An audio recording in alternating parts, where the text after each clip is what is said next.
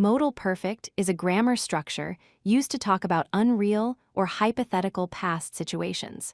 The phrase would have is an important part of this structure.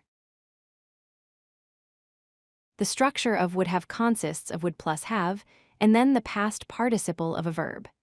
It is used to describe situations that did not really happen, but are imagined as possible or hypothetical.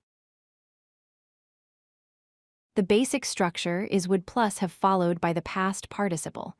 For example, I would have studied or she would have gone. This helps express actions or events that could have happened but did not. Examples of unreal past situations help understand the use of would have. For instance, if I had studied harder, I would have passed the exam. Or if she had left earlier, she would have caught the train. Here are more examples.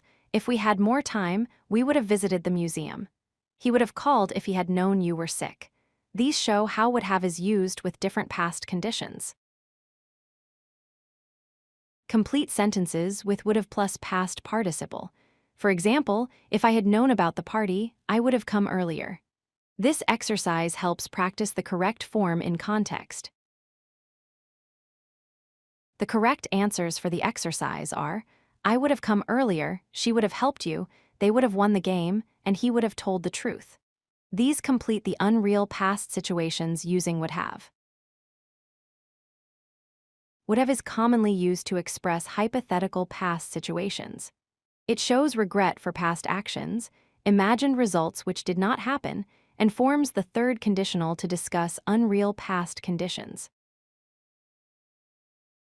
The third conditional uses would have to talk about imaginary past situations with examples like, if I had worked harder, I would have passed the exam. It is a way to express conditions that were not true but imagined. If you like this video, hit that like button and don't forget to subscribe. Visit codelucky.com for more such useful content.